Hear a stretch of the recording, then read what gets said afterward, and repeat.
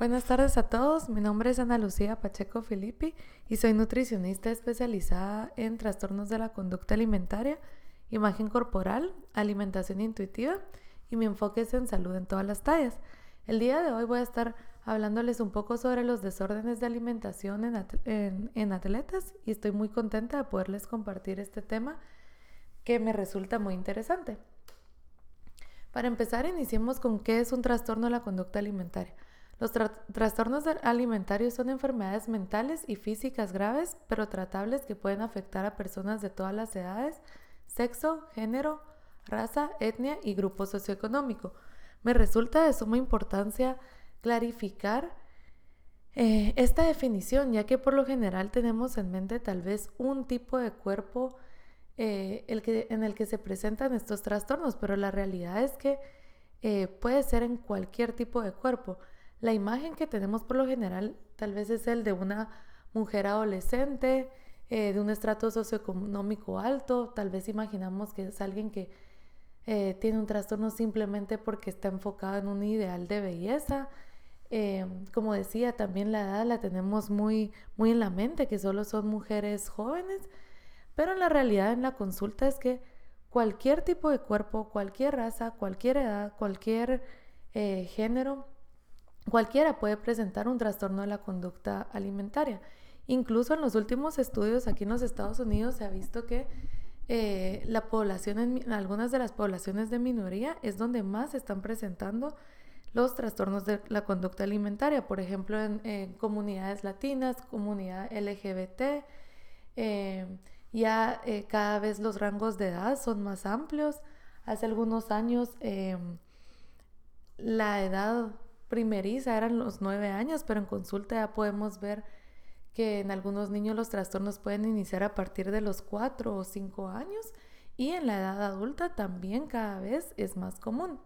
Entonces, algo importante que me gustaría que quede de esta presentación es que tengamos los ojos abiertos a que cualquier persona que entre a nuestra consulta, independientemente del tamaño de su cuerpo, de su edad, de su raza, cualquiera puede presentar un trastorno de la conducta alimentaria. Y bueno, ¿cómo lo diagnosticamos? Nosotras las nutricionistas no podemos diagnosticar un trastorno de la conducta alimentaria, pero me parece muy importante que todos los profesionales de la salud chequemos el manual DSM-5, que es en donde podemos encontrar los criterios diagnósticos. Es importante que los conozcamos para que podamos reconocer algunas alertas en la consulta. El día de hoy yo solo les voy a comentar sobre el criterio diagnóstico de anorexia, ya que es el más común en atletas, pero sí les recomiendo que revisen también los criterios diagnósticos de los otros trastornos alimentarios. Entonces, si quieren, veamos ahora el criterio diagnóstico de anorexia nerviosa. Son 3 puntos claves, los primeros, y luego se hace, lo vamos a ver en un momento, una diferencia entre otros 2 puntos. Entonces, el punto A es la restricción de la ingesta energética en relación con las necesidades, que conduce a un peso corporal significativamente bajo con relación a la edad, el sexo, el curso del desarrollo y la salud física. Pero significativamente bajo se define como un peso que es inferior al mínimo normal en niños y adolescentes, inferior al mínimo esperado. El segundo punto es el miedo intenso a ganar peso o engordar. Y el punto C es la alteración en la que uno mismo percibe su propio peso, constitución, influencia impropia del peso o la composición corporal en la autoevaluación, o falta persistente de reconocimiento de la gravedad del peso corporal bajo actual. Y este punto C es muy diferente aquí en anorexia nerviosa, a diferencia de algunos de los otros tipos de trastorno. Podemos incluso tener pacientes que van al consultorio con un peso extremadamente bajo y aún así incluso pueden sentir miedo, por ejemplo, de sentarse en una silla, porque en su mente creen que la van a quebrar por el peso que tienen. O sea, la distorsión de su imagen sí es muy fuerte en anorexia nerviosa. Y este otro punto también es importante, el miedo intenso a ganar peso o a engordar. Y aquí me gustaría hacer énfasis de por qué es tan importante que en el tratamiento hagamos paz con la ganancia de peso, que que mostremos a nuestro paciente que ganar peso no es precisamente algo negativo.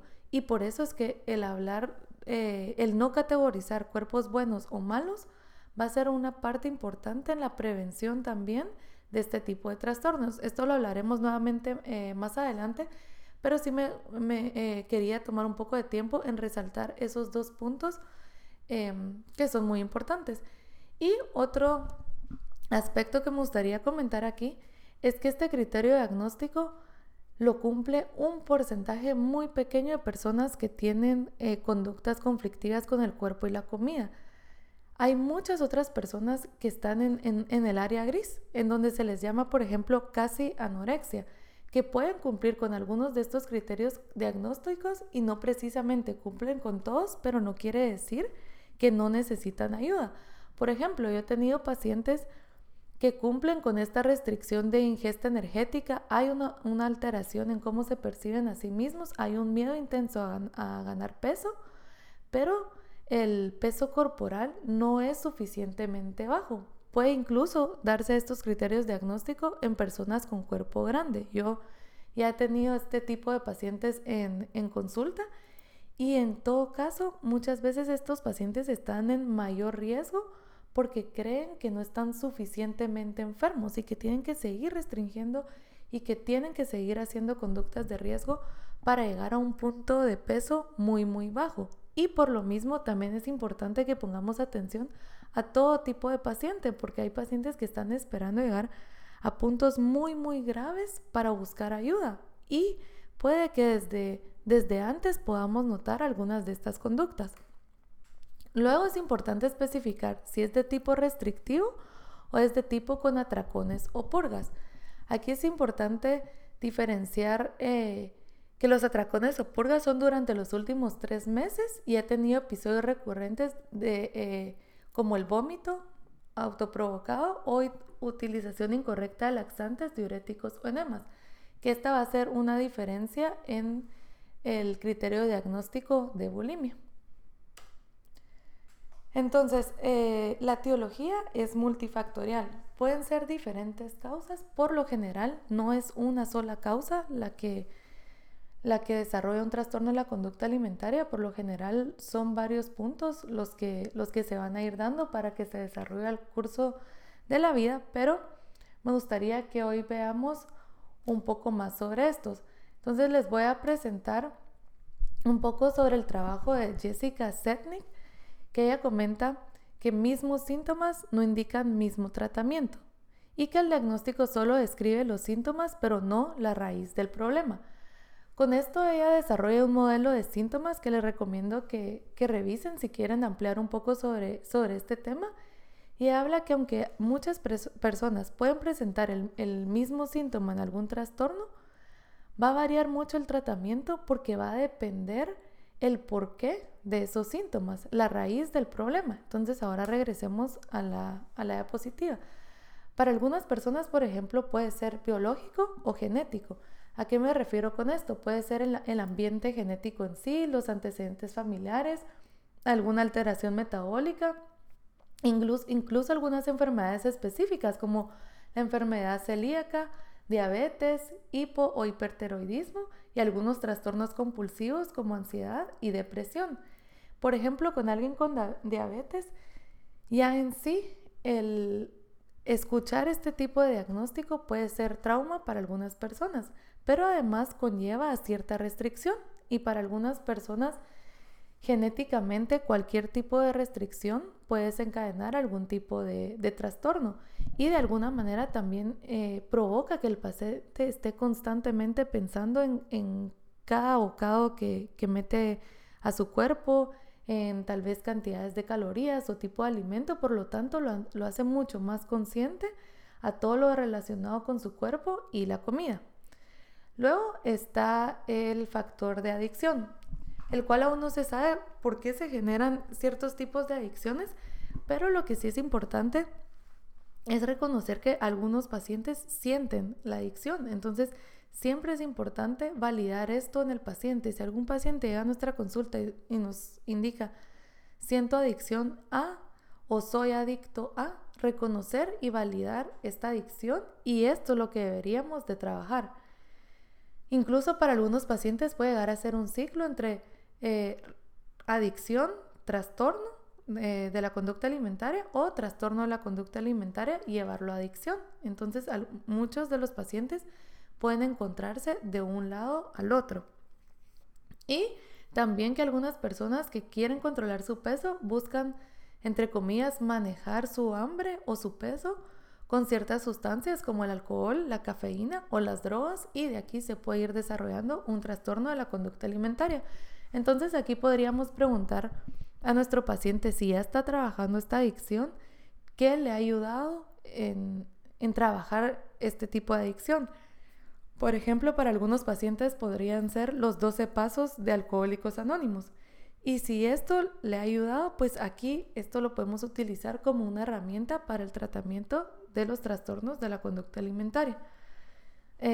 Siguiendo el ejemplo de los 12 pasos de AA, por ejemplo, aquí se utiliza un padrino en este programa. Podríamos utilizar un tipo de padrino o madrina en el programa, en el tratamiento de trastornos de la conducta alimentaria.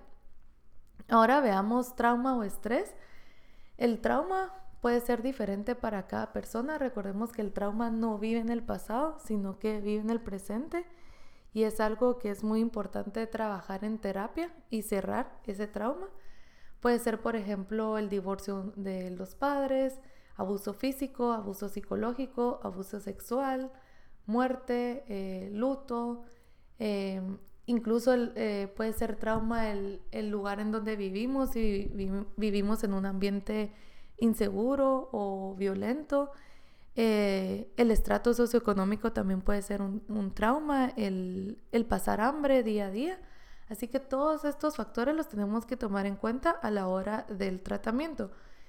En consulta ha sido muy fuerte el ver cómo el trauma de abuso sexual está muy relacionado con las conductas alimentarias en la edad adulta, y algunas pacientes utilizan el trastorno alimentario como un método de defensa de este mismo abuso sexual. Luego veamos el ambiente o sociedad, que aquí podemos incluir todos los medios de comunicación, los mensajes de familiares, qué fue lo que aprendimos en la infancia o adolescencia sobre los cuerpos, sobre la alimentación, sobre nutrición, los mensajes que recibimos en el colegio, en la iglesia, en redes sociales, e incluso la sobrevaloración a la apariencia física que tenemos actualmente como sociedad, y sobre todo la idealización de la delgadez y cómo esto va afectando nuestra propia imagen corporal. Y para algunas personas también un desencadenante de los trastornos de la conducta alimentaria puede ser la dieta. Así que si vemos, ninguno de los atletas está fuera de una predisposición como estas, ¿verdad? Y que para muchos también, si hablamos del ambiente y de la dieta, pues ya es parte del día a día, ¿verdad? El tener una idealización de un tipo de cuerpo, de un peso, de un porcentaje de grasa, y sobre todo que para muchos tiene que ir acompañado de una dieta específica.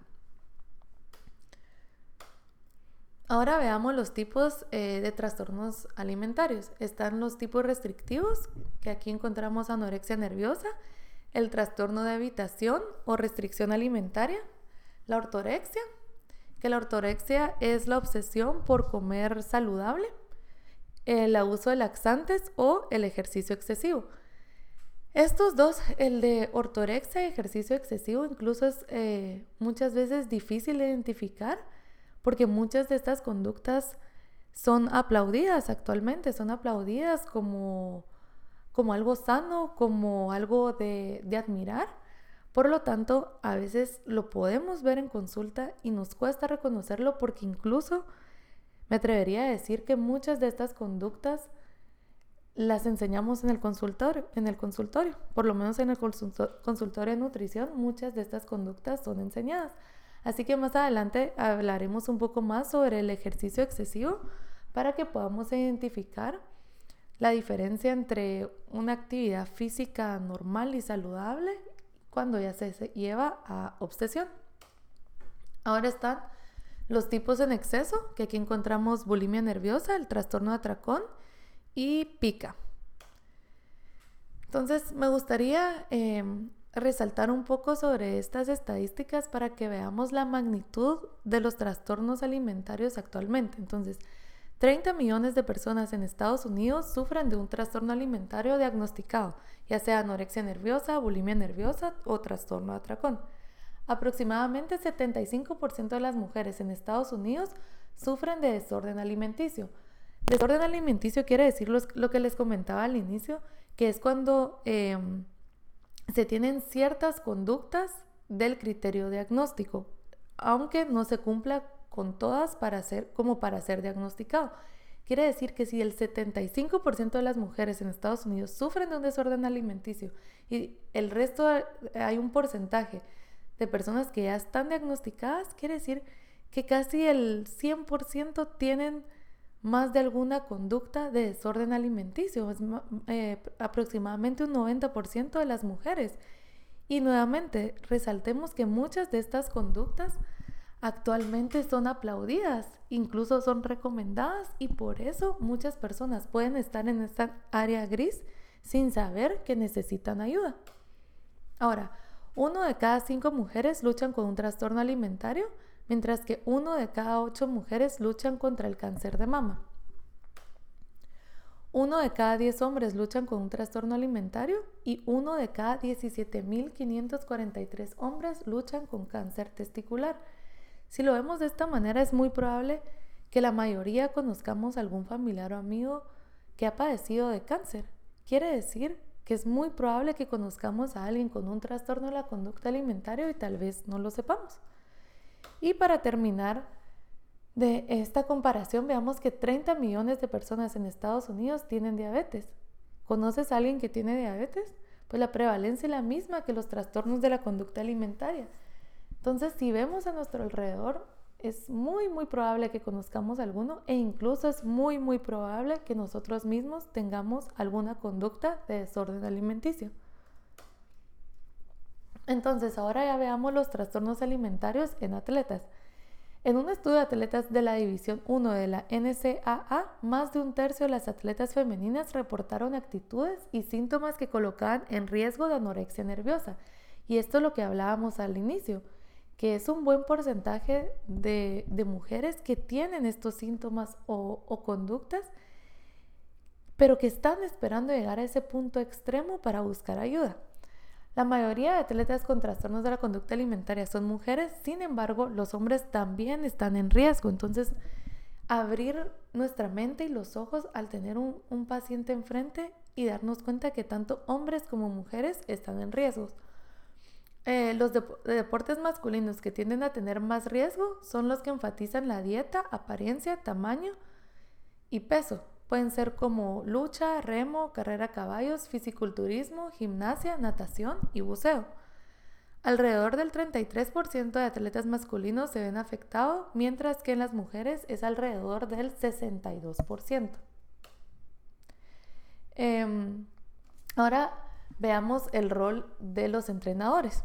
En una encuesta de entrenadores que trabajaban con atletas universitarias femeninas, tan solo el 27% se sintió seguro de identificar a un atleta con trastornos de la conducta alimentaria. Sin embargo, el 91% de estos entrenadores informaron que han trabajado con atletas con trastornos de la conducta alimentaria. Quiere decir que todavía es un tema tabú. Puede que reconozcamos ciertas actitudes, pero para muchos entrenadores puede ser un punto difícil de discutir con su atleta.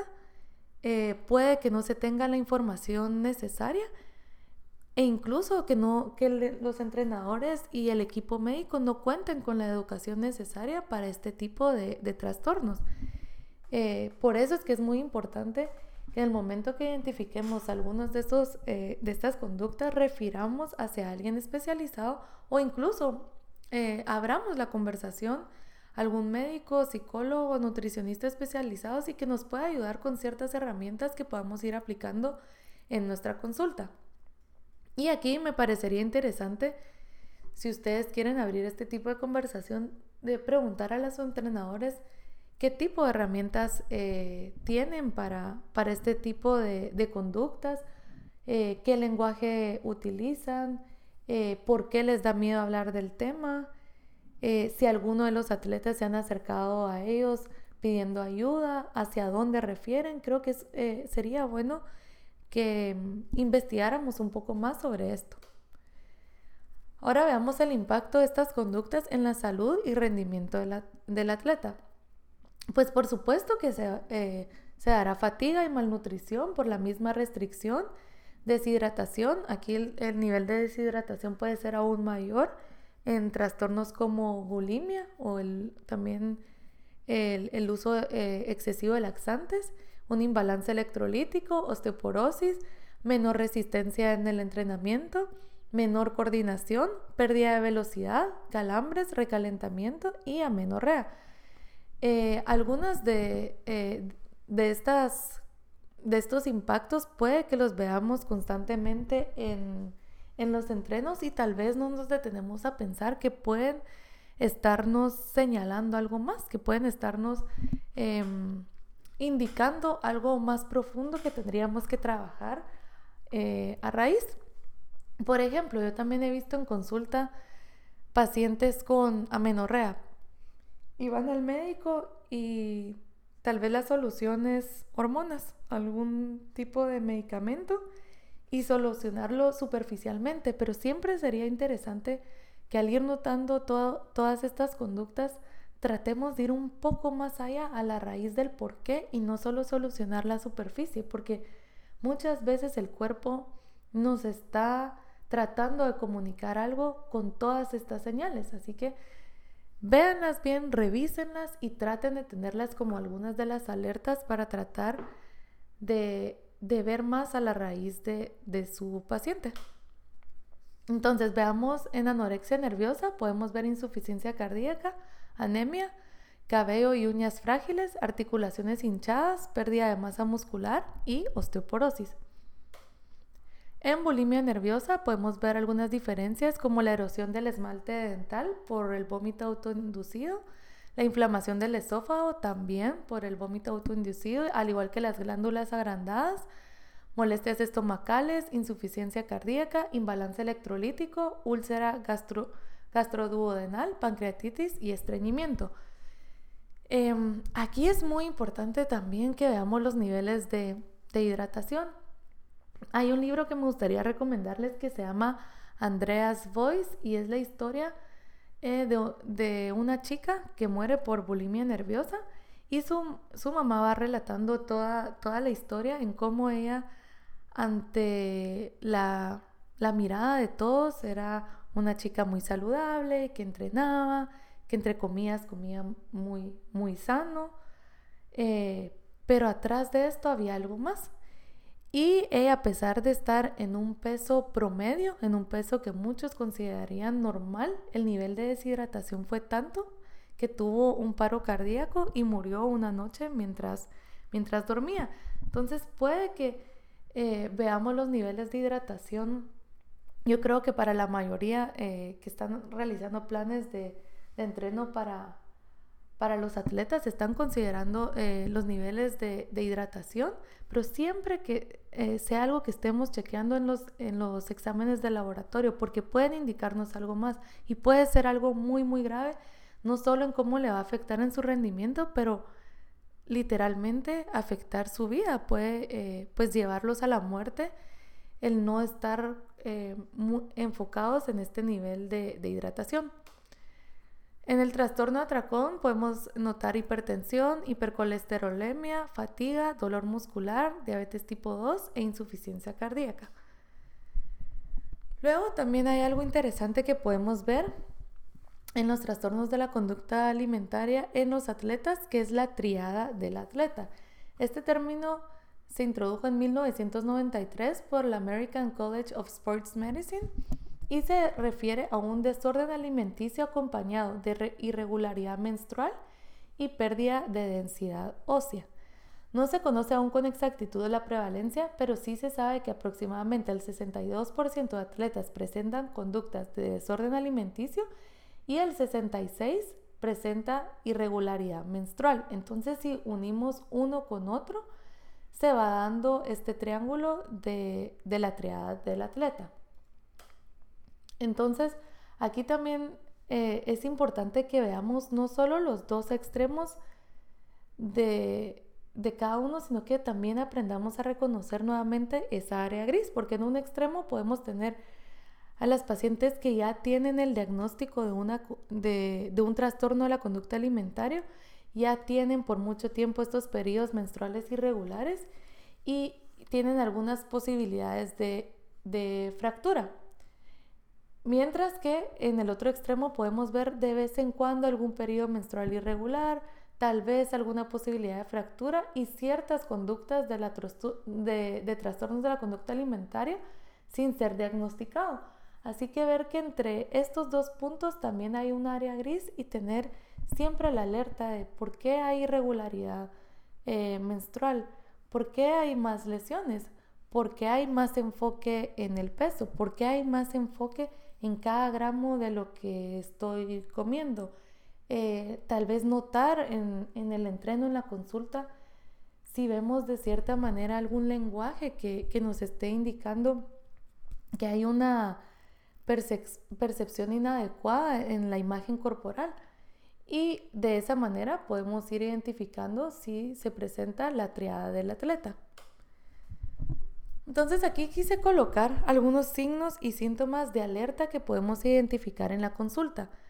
Traté de colocar los que para mí han sido un poco más fácil de identificar como síntomas generales, no específicamente solo de un trastorno, pero que son los que constantemente yo puedo reconocer en la consulta.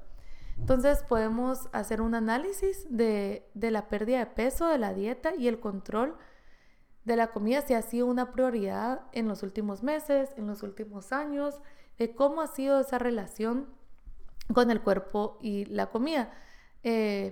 Muchas veces logro obtener esta información con tan solo preguntar: y cuéntame, ¿cómo ha sido tu relación con el cuerpo y la comida en los últimos años? Y ahí, por lo general, surge la conversación sobre la pérdida de peso, sobre el aumento de peso, sobre ese peso cíclico, sobre la cantidad de dietas que han hecho. Para muchos hice la primera dieta a los 9 o a los 10 años cuando mi mamá me dijo tal y tal. Y ahí se puede incluso hacer un historial de dietas. Yo utilizo un formato en donde el paciente va colocando a qué edad fue su primera dieta, cuál fue su peso inicial, cuál fue su peso final y las ideas y pensamientos que tenía en ese momento al realizar la dieta. También podemos notar si hay mucha preocupación por el peso, por la comida, por la cantidad de calorías, por cada macronutriente que consumimos. Yo incluso tuve la oportunidad de hacer mis prácticas en nutrición deportiva también, y recuerdo específicamente de un atleta en gimnasia donde tenía un pánico a ser pesada, donde hablaba con pánico sobre la media canita de leche que consumió el fin de semana y de cómo esto iba a afectar a su entreno. Entonces son pequeñas conductas que definitivamente nos están indicando que hay una relación conflictiva con la comida. Cuando se evitan ciertos alimentos o grupos de alimentos, como evitar los carbohidratos o incluso el veganismo y vegetarianismo, para algunos puede ser una forma de esconder su trastorno de la conducta alimentaria sin ser cuestionado. Con esto no quiere decir que todas las personas que son veganos o vegetarianos tienen un trastorno de la conducta alimentaria, pero sí podría ser una primera alerta para tratar de observar y escuchar un poco más sobre esa relación con la comida. También si le resulta incómodo el comer enfrente de otras personas, si realiza rituales alrededor de la comida, como que solo los mastica y los escupe, por ejemplo, o si mastica específicamente cierta cantidad de mordidas. Yo he tenido pacientes que si no mastican la comida un número específico, no tienen paz. O sea, tienen que masticar exactamente ese número y no pueden tener paz en una conversación, en socializar, porque están muy enfocados en la cantidad de mordidas que están dando al comer. saltarse comidas o comer porciones muy pequeñas, realizar constantemente las dietas de moda, incluyendo eliminar grupos de alimentos como todo es cero azúcar, cero lácteos, cero gluten, etc. También algo muy importante es cuando se empieza a dar el aislamiento de amigos o familiares. Y esto incluso yo lo he visto como una conducta que se promueve en las redes sociales de no ir a tal reunión si no hay la comida que entre comillas podemos comer. Cuando tenemos conflicto de entablar una conversación porque nuestra mente está más enfocada en lo que estamos comiendo, cuando ya nos resulta agradable el ir a un cumpleaños porque no podemos comer nada de lo que se ofrece, o cuando para algunas personas resultan que solo pueden ir a tal evento social si llevan su propia comida. Esto ya es aislamiento y esto ya es un conflicto y definitivamente no es una relación sana con la comida y con el cuerpo. Hay una preocupación extrema sobre el tamaño e imagen corporal, el constante chequeo de su apariencia cada vez que pasan frente a un espejo o algún reflejo, cambios de humor constantes, especialmente cuando se acerca la hora de la comida. Muchos de estos pacientes pueden esconder la comida, en especial en el trastorno de atracón. Cuando hay mucha preparación para comer fuera de casa o evita comer fuera de casa, por ejemplo, que lo que les comentaba de llevar su propia comida, o tiene que ingresar al menú del restaurante que va a ir para hacer un cálculo exacto de sus macronutrientes o de la cantidad de calorías, o tiene que hablar con el host del evento para que le diga exactamente lo que habrá de comer para ver si puede ir o no puede ir, o para ver si tiene que hacer algún cambio. El escupir la comida o el síndrome de Peter Pan lo he visto muy frecuente en la consulta, que es esta necesidad de sentirnos pequeños, de sentirnos que somos niños. Yo recuerdo una paciente que yo le hacía preguntas como: ¿y cuál es tu edad? ¿Qué edad tienes? Y volteé a ver a la mamá para que la mamá contestara. O sea, era esa necesidad de sentirse niña, de sentirse pequeña, y esto mismo hace querer tener un cuerpo pequeño, un cuerpo delgado y chiquitito. También podemos ver algunos otros síntomas y físicos, como los cambios constantes en el peso, las molestias estomacales como el estreñimiento, reflujo o gastritis. Nuevamente, aquí es importante que no lo tratemos solo superficialmente, que vayamos un poco más allá. ¿De dónde viene este estreñimiento? ¿Qué nos está diciendo el cuerpo con estas respuestas? ¿De dónde viene el reflujo, la gastritis? La irregularidad menstrual, la dificultad para concentrarse. Podemos ver los resultados anormales de laboratorio. En las siguientes diapositivas vamos a ver un poco más de esto. Mareos, desmayos, sensación de frío la mayoría del tiempo. Esto también lo he visto mucho en consulta. Hay días donde hay muchísimo calor en el consultorio y puedo ver a la paciente con varias capas de ropa o con algún suéter, de alguna manera estarse cubriendo constantemente. Insomnio, que el insomnio incluso puede ser una de las causas de un trastorno de la conducta alimentaria, y el trastorno de la conducta alimentaria puede llevarnos al insomnio. O sea que también puede ser un ciclo, y también este ciclo puede ir acompañado de algún trastorno como depresión o ansiedad. Los cortes y callos en las manos, los problemas dentales, piel, pelo y uñas quebradizas y secas, hinchazón alrededor del área de las glándulas salivales, lanugo, debilidad muscular, piel amarilla y dificultad para la recuperación de heridas y deterioro del funcionamiento inmunológico. Entonces, ahora sí veamos un poco más sobre el ejercicio compulsivo. A diferencia del ejercicio normal o saludable, es cuando el ejercicio va a interferir en cualquier otra actividad importante que tengamos. Tal vez tenemos una reunión importante familiar, por ejemplo, pero no asistimos a esto con tal de cumplir con el régimen de ejercicio.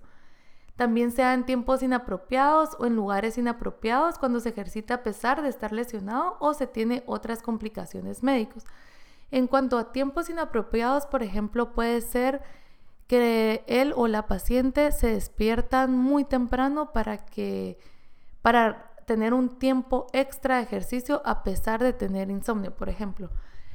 Lugares inapropiados puede ser que aquí mismo se levanta tal vez a las 3, 4 de la mañana para tener tiempo extra de ejercicio durante el día y se pone a la par de su cama a hacer despechadas. O puede ser, por ejemplo, yo he tenido pacientes que me dicen es que tengo tanta ansiedad por moverme que ni siquiera puedo estar tranquila en un examen, por ejemplo, porque necesito salir y seguirme moviendo. O incluso para algunas pacientes puede ser difícil incluso estar en la consulta, en estar sentados con nosotros en el consultorio porque están constantemente moviéndose por esa necesidad que en su mente tienen de seguir quemando calorías y de seguir moviéndose. Y también lo podemos ver cuando a pesar de lesiones o algunas complicaciones médicas o enfermedades, seguimos llevando el cuerpo al límite para seguirnos ejercitando. También podemos ver cuando hay ansiedad alrededor del ejercicio, hay depresión o estrés a la hora de ejercitarse, cuando ya deja de ser algo divertido, cuando deja de ser algo que disfrutamos. Se mantienen rutinas rigurosas, se utiliza el ejercicio para manejar emociones, que en lugar, por ejemplo, tal vez estamos sintiendo mucha ansiedad esta semana y en lugar de trabajarlo con algunas otras herramientas, siempre vamos únicamente al ejercicio, que en algunos casos está bien que utilicemos, por ejemplo, el ejercicio para liberar estrés, pero cuando es la única herramienta, puede que para algunas personas esto llegue a ser obsesivo. Cuando se utiliza el ejercicio como un método compensatorio, esto también creo que es una de las conductas que se promueven y que es socialmente aceptable. Por ejemplo, podemos oír: me comí el tamal, pero ahora voy a ir a correr tanto, entonces ya lo compensé. O hoy puedo comer sin culpa porque me ejercité tanto. Todo esto siguen siendo ejercicios, sigue siendo conductas compensatorias y conducta de purga. Entonces es importante que dejemos de promover el ejercicio como una forma de compensar. Por ejemplo, yo he visto estas imágenes en donde dice está el alimento y dice la cantidad de ejercicio que deberíamos de hacer para quemarlo. Con esto estamos promoviendo conductas de purga y de compensación que para muchos puede ser un trastorno de la conducta alimentaria. Esconderse para hacer ejercicio, el sobreentrenamiento, sentir que nunca es suficiente, que a pesar que toda nuestra vida está dedicada al ejercicio, nunca es suficiente. Y también se da el aislamiento de amigos y de familiares. Entonces, ¿de qué manera podemos prevenirlos? Pues podemos prevenir comentando sobre los diferentes factores para mejorar el rendimiento, sin enfocarnos tanto en el peso. También enfocar en todo lo que está haciendo su cuerpo, en cómo está funcionando para lograr este rendimiento y que el paciente pueda ver lo que su cuerpo sí puede hacer hoy con el cuerpo que tiene. Y enfocarnos en el hoy, en que hoy su cuerpo está siendo suficiente. Recordar que los deportes son para divertirse y realizar competencias saludables. Como vimos en la diapositiva pasada, cuando deja de ser divertido, cuando deja de ayudarnos a liberar estrés y al contrario nos da más estrés y ansiedad, es porque hay un problema. Entonces recordar que para eso son los deportes. Promover metas realistas, enfocarnos en el rendimiento del atleta y no solo en el peso y porcentaje de grasa.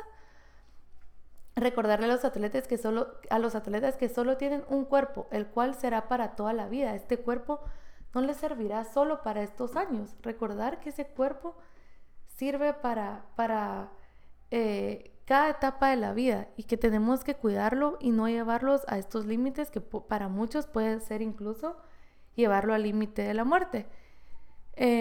Evitar categorizar los cuerpos como buenos o malos. Recordar que, nuevamente, como decía, hacer énfasis en lo que su cuerpo sí puede hacer hoy y enfocarnos en esto. Evitar categorizar la comida también como buena o mala. Absolutamente todos los alimentos tienen cierta función. Algunos pueden ser para diversión, algunos pueden ser culturales, pueden ser emocionales, algunos tienen ciertos beneficios nutricionales, pero la comida no es solo nutrición ni es solo nutrientes. La comida cumple muchas funciones, los cuales tenemos que resaltar y mostrar al atleta que también son importantes para tener una relación saludable con el cuerpo y con la comida. Recordar la importancia del descanso, recordar al atleta que ellos son los expertos en su cuerpo y que escuchen a su cuerpo, que cuando ya es momento de descansar, puedan descansar y no llevar el cuerpo al límite. Recordarle que si su cuerpo está indicando que tiene hambre es porque necesita energía. Que cuando su cuerpo está indicando que ya fue suficiente de comida, también es momento de parar, que el cuerpo es sabio y que el cuerpo biológicamente está preparado para irnos guiando con todas estas señales. Es importante la educación a entrenadores y equipo médico sobre estos temas.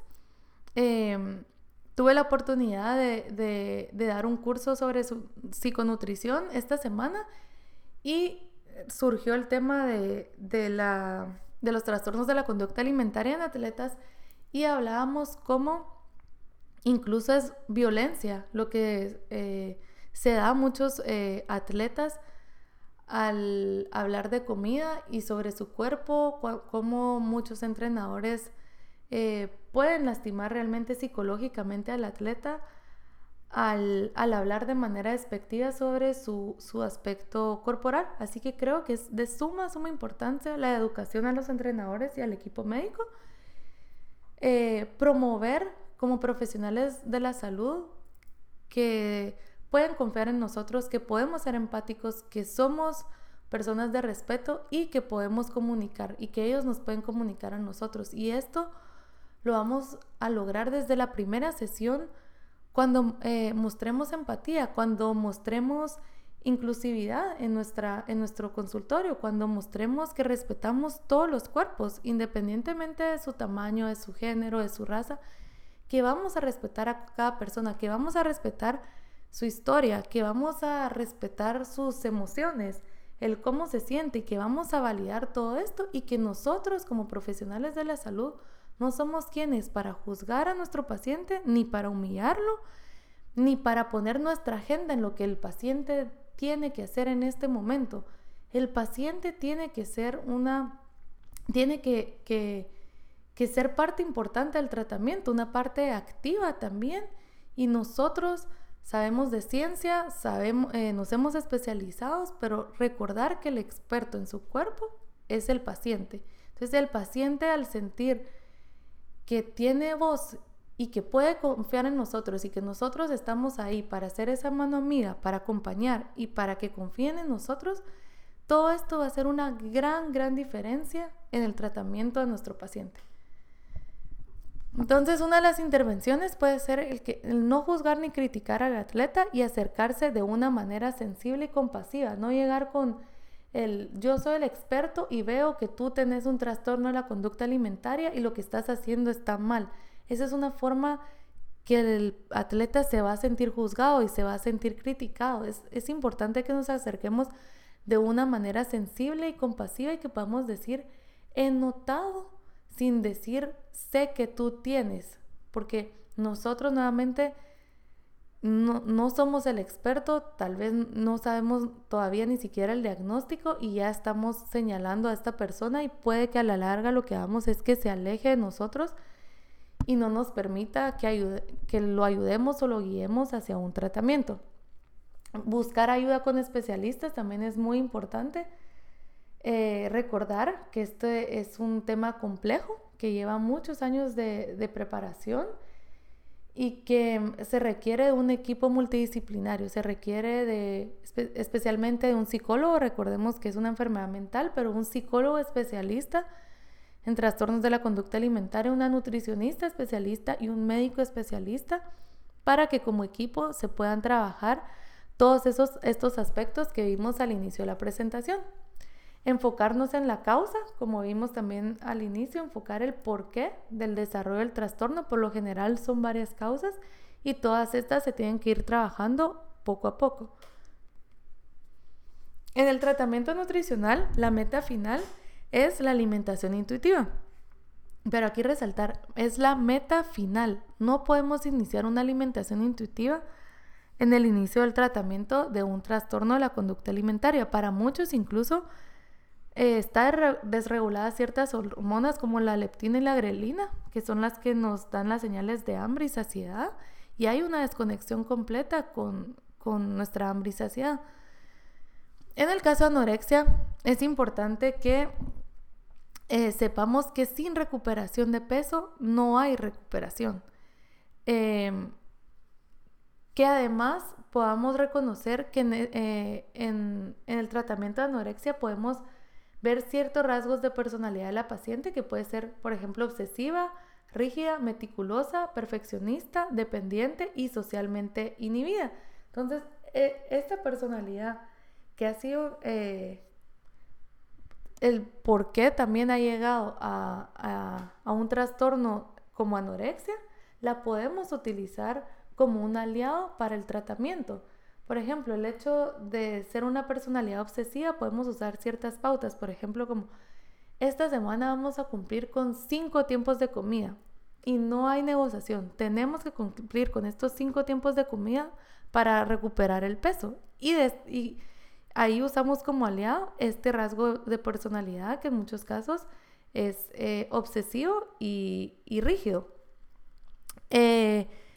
También resaltar en el tratamiento el cómo podemos ayudar a que nuestro paciente pueda comer el resto de su vida y no solo en el presente.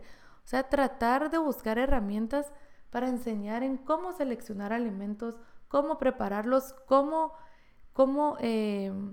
socializar alrededor de la comida es muy importante, porque yo he tenido pacientes que me dicen, ya me recuperé, pero no pueden ir aún a un restaurante y pedir algo de comer. Eso quiere decir que no hay recuperación todavía. O que sigan la lucha por perder peso. Quiere decir que no hay recuperación todavía. Y sobre todo esto, que es muy importante, la recuperación del peso.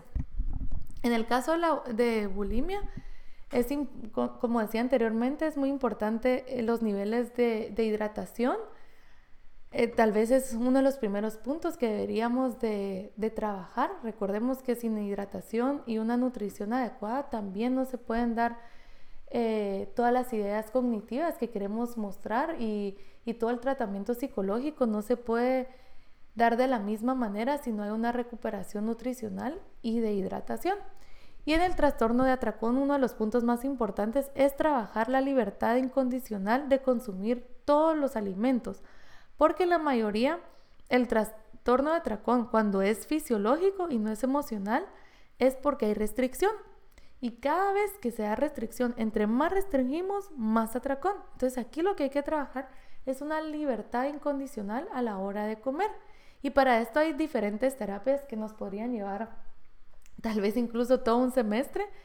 Pero sí que es importante que muchos sepamos que muchos de los pacientes que van a la consulta y que nos dicen es que me siento adicto a tal alimento o no puedo dejar de consumir tal alimento, es muy probable, es casi siempre porque viene de una restricción. Incluso todas estas teorías de adicción al azúcar, adicción a los carbohidratos, si vemos el estudio principal que habla sobre la adicción al azúcar, las ratas que utilizaron en este estudio tenían restricción, y yo lo veo una tras otra en la consulta. En el momento en que damos libertad incondicional, esta supuesta adicción o esta falta de control es por la restricción, porque biológicamente el cuerpo pide más, pero además mentalmente su cuerpo también está condicionado a pedir más por la restricción. Entonces aquí es clave ver si hay cierta restricción a cierta hora del día, ahí agregar más comida para que no se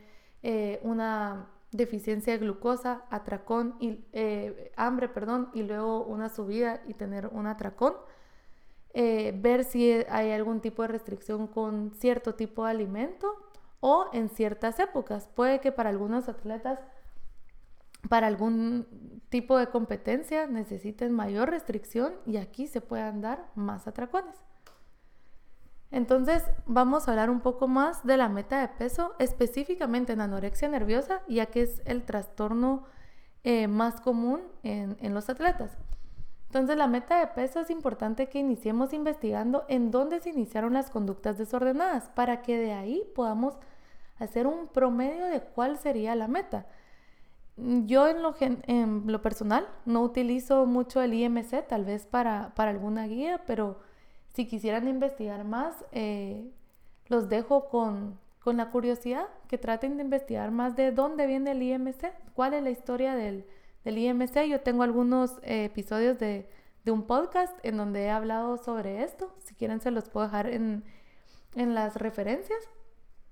Pero investigar de dónde viene el IMC y para que sepan el por qué no lo utilizo como la última palabra para dictar una meta de peso en los pacientes. Entonces, podemos investigar el punto en donde iniciaron las conductas desordenadas respecto a la alimentación y aquí también tratar de obtener más información sobre cuándo inició la preocupación por la comida, los antojos de carbohidrato, la urgencia de los atracones, los rituales de la alimentación, entre otros. Y aquí por lo general es donde podemos ir viendo en dónde tenía ese peso natural.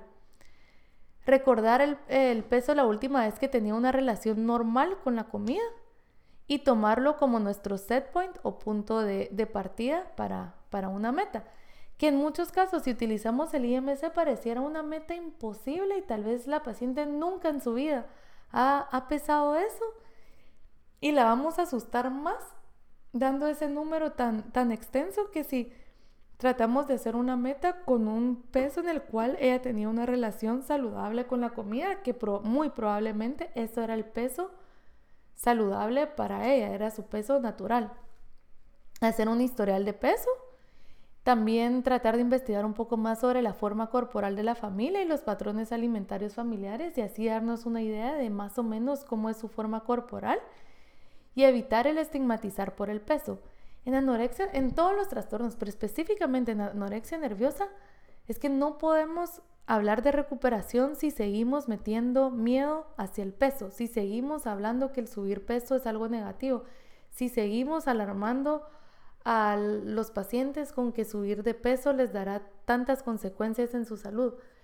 Tenemos que quitar de esta ecuación el miedo hacia el aumento de peso, porque de lo contrario no habrá recuperación. La pérdida de peso en anorexia nerviosa nunca, pero nunca debería ser la meta, independientemente del peso del paciente. Como les comentaba anteriormente, yo he tenido pacientes con anorexia a pesar que no cumplen el criterio diagnóstico de un bajo peso. Son pacientes con cuerpo grande que si van a cualquier consulta nutricional incluso tal vez los diagnosticarían con sobrepeso, con obesidad, pero nunca debería ser la meta la pérdida de peso, porque si seguimos enfocando en perder libras, el paciente no va a poder desligarse de esa imagen corporal negativa que tiene con sí mismo y al contrario, entonces en lo que nos deberíamos de enfocar es en salud y en placer, en cómo se siente el cuerpo al movernos, en la alimentación, cómo se siente al nutrirnos de esta manera, cómo me siento al restringirme, por ejemplo, tratarnos de enfocar más allá en la raíz del problema y no solo en el peso o en la superficie del paciente. Es importante que como equipo multidisciplinario nos enfoquemos en salud, reparando la relación con la comida. Resaltar que en el trastorno de atracón no tiene mayor efecto en la pérdida de peso. Muchos pacientes llegan conmigo, bueno, si trabajo en mi trastorno de atracón, entonces perderé peso. Nuevamente, si seguimos enfocando en la pérdida de peso, los pacientes les cuesta mucho desligarse de estas conductas de restricción. En lugar de enfocarnos en pérdida de peso, enfocarnos en la variedad de alimentos, alimentarnos por salud y placer y evitar las conductas autodestructivas. El aumento de peso en anorexia nerviosa es muy importante y la paciente o el paciente tiene que entender que si no aumenta de peso, no perderá el miedo a comer con normalidad. Y si sigue con este miedo, no podrá salir a un evento social y llevar una vida normal. La recuperación de anorexia nerviosa sin aumento de peso no es posible y es importante también que al trazar esta meta al paciente no hablemos de la meta final. Recordemos que en anorexia hay un miedo intenso al subir de peso. Entonces podemos iniciar poco a poco. Podemos iniciar con un rango de 7 libras. Yo a la mayoría de mis pacientes las peso volteadas o no les muestro el número para desligarlas de esta ansiedad cada vez que van a la consulta. Y si en caso el rango de 7 libras todavía parece muy fuerte, podríamos iniciar con 5 libras. Y en caso se pueda negociar, también podríamos tratar con 10 libras, pero por lo general 7 libras es un buen promedio con el cual se puede iniciar. Se llegan a esas 7 libras y ya volvemos a trazar una nueva meta. La meta final es liberar al paciente de estarse pesando todo el tiempo y que tenga una paz con su cuerpo. Esta sería la meta final. Y por último les quería dejar algunas de las pruebas que necesitaríamos para iniciar. Les dejo aquí varias, pero no quiere decir que necesitemos todos. También aquí es importante reconocer que para muchos pacientes tal vez estas son pruebas muy caras y que no están en su posibilidad. Así que ir poco a poco, pero tratar de priorizar según las señales que estamos viendo. Para mí, por lo general es clave ver el cortisol, los electrolitos para ver niveles de hidratación, zinc, vitamina D también es muy importante, tiroides también nos va a dar mucha información, sodio, fósforo y magnesio como indicaba, estos van a ser muy importantes especialmente si estamos viendo señales de bulimia o de mucha restricción. Así que aquí les dejo estas pruebas para que las revisen y que puedan tener alguna guía para consultar en el momento de notar algunas de estas señales en la consulta. Y por último, me gustaría dejar esta imagen para que vean lo que hablamos al inicio. Cualquier atleta puede tener un trastorno de la conducta alimentaria. Cuerpo grande, cuerpo pequeño, cuerpo musculoso, con alguna disabilidad, cualquier edad. Pueden ser niños, adultos, hombres, mujeres, cualquier raza, cualquier color de piel. Todos, absolutamente todos los atletas pueden tener alguna conducta de desorden alimenticio. Los trastornos de la conducta alimentaria no perdonan ninguna de estas características, así que abrir nuestra mente y nuestros ojos y romper esa idea de que solo es mujer muy muy delgada, edad adolescente, de cierto estrato socioeconómico, como decía, incluso el vivir en pobreza puede ser un trauma y puede ser una de las causas de por qué se desarrolla un trastorno de la conducta alimentaria. Así que romper esa idea de que solo en las áreas ricas podemos ver este tipo de trastornos porque son diferentes las causas. Así que espero que esta imagen les ayude para darse cuenta que cualquier atleta y sobre todo que sepan que especialmente los atletas están en mayor riesgo porque tienen que estar muy enfocados en su peso, en su porcentaje de grasa y en su alimentación. Así que estamos trabajando con una población en riesgo, así que es un tema muy importante. Podríamos hablar por meses, pero que espero que esta presentación les haya ayudado para tener un poco más de idea de lo que podemos ver en la consulta y también dejarles de recomendación referir. Está bien que refiramos entre nosotros a profesionales especializados y aquí les dejo algunas citas bibliográficas y voy a dejarles la referencia del podcast que les comentaba. Y cualquier otra duda, saben que me pueden escribir y consultar por si les gustaría conocer un poco más.